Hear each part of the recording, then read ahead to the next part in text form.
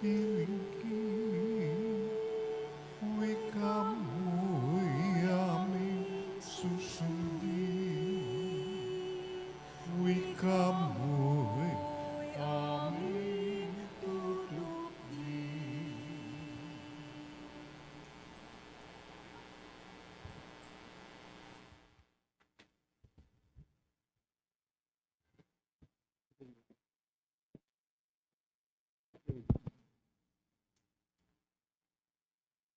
Sumainyo ang Panginoon, At sumayo rin. ang mabuting balita ng Panginoon ayon kay San Lucas. Papuri sa iyo, Panginoon. Taon-taon tuwing pista ng Paskwa, ang mga magulang ni Jesus ay pumupunta sa Jerusalem. At nang 12 taon na siya, pumaroon sila ng dati nilang ginagawa. Pagkatapos ng pista, sila'y umuwi na. Nagpaiwan si Jesus sa Jerusalem, ngunit hindi ito napansin ng kanyang mga magulang. Sa pag-aakala ng isa na si Jesus ay kasama ng isa, nang malaman nilang hindi siya kasama, siya'y hinanap nila sa kanilang mga kamag-anak at kakilala. Hindi nila siya matagpuan, kaya't bumalik sila sa Jerusalem upang doon hanapin. At nang ikatlong araw, nagtagpuan nila si Jesus sa loob ng templo, nakaupong kasama ng mga guro.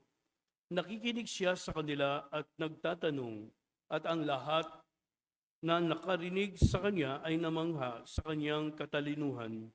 Nagtaka rin ang kanyang mga magulang nang siya'y makita. Sinabi ng kanyang ina, "Anak, bakit naman ganyan ang ginawa mo sa amin? Balisang-balisan na kami ng iyong ama sa paghahanap sa iyo." Sumagot siya, "Bakit po ninyo ako hinahanap? Hindi ba niyo alam na ako'y dapat na nasa bahay ng aking ama?" Ngunit hindi nila naunawaan ang pananalitang ito. Siya'y umuwing kasama nila sa Nazaret at naging isang masunuring anak. Ang mabuting balita ng Panginoon. Pinupuri ka namin, Panginoong Hesukristo. Umupo ang lahat at makinig sa humilya. Sa araw na ito ay pinagdiriwang natin ang kapistahan ni San Jose. Sino ba si San Jose?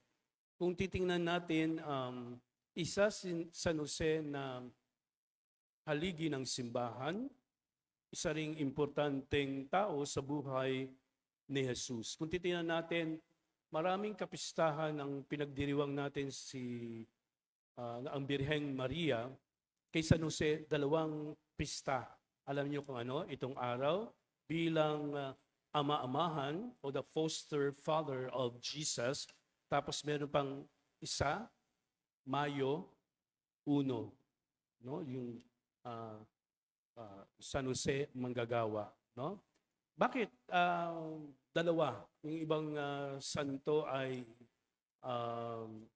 iisa lang, no? At ang kapistahan nila usually sa kamatayan ng santo. So si San Jose ay, sabi ko kanina, ay isang importanteng tao sa buhay ni Jesus at sa ating simbahan.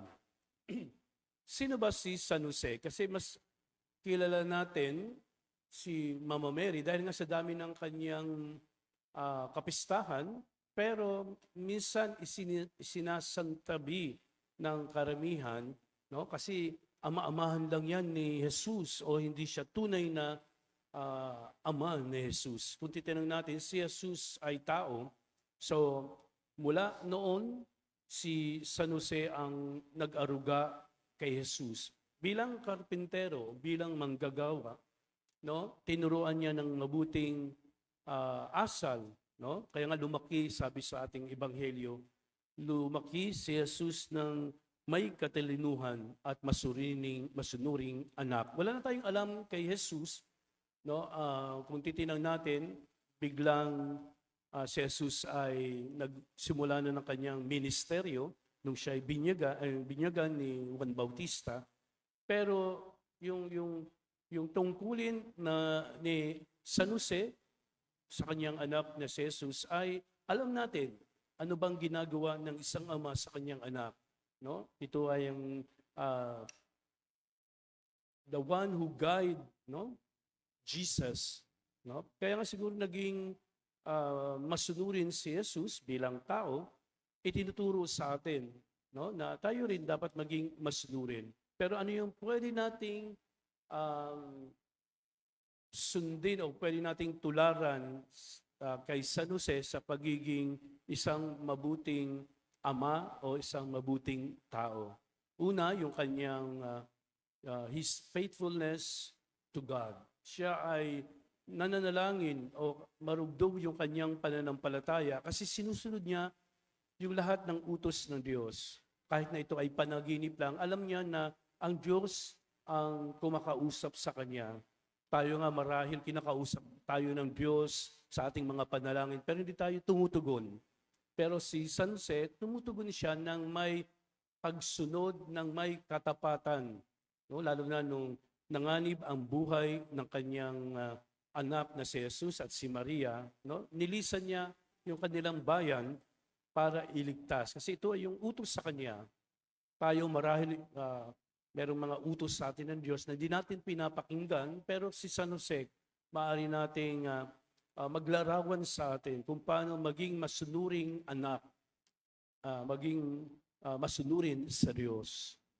Pangalawa is the obedience of Joseph to God. Sumusunod nga siya sa Diyos, hindi lamang pinapakita niya na niniwala sa salita ng Diyos sa pamamagitan ng anghel. So si San Jose ay sumunod, no, ng walang takot o may pangamba nga, pero alam niya tutulungan siya ng Diyos. Kasi kasama niya ang kanyang pamilya, si Maria at si Jose. Tayo, kapag tayo nagdarasal sa Diyos, no, tumatapang tayo kahit na may problema tayo sa buhay, kasi alam natin tutulungan tayo ng Diyos. Hindi tayo pababayaan ng Diyos kung tayo naniniwala at umiibig ng tapat sa Diyos. Pero pinapaalalahan tayo, no, na sa buhay ni San Jose, kaya nga pinagdiriwang natin yung kapistahan, kahit na ito ay napaloob sa panahon ng Kwaresma, kaya mapapansin nyo merong Gloria, tapos mamaya meron tayong Credo, kasi anuman yung saan man ito pumasok o sa panahon ng Kwaresma man o hindi, ay pinagdiriwang natin ang kapistahan. Niluluwalhati natin ang Diyos, no, sa pamagitan nitong mga santo, mga banal, na namuhay dito sa lupa bilang ehemplo o halimbawa natin, na titingnan natin na ganoon ang sinapit ni San Jose kahit na alam niya na si Jesus ay hindi niya tunay na anak. Nung sinabi ni Maria na yon ay lalang niya mula sa banal na espiritu, yung kanyang dinadala, no, hindi niya hinayaan na mapahiya si Maria. No? Kasi ang sabi ng Diyos na ito ang iyong magiging asawa, no? Dahil papakasal na sila. Pero dahil doon, no, nag-isip siya, pero sinabihan siya ng Diyos na pakasalan mo si Maria.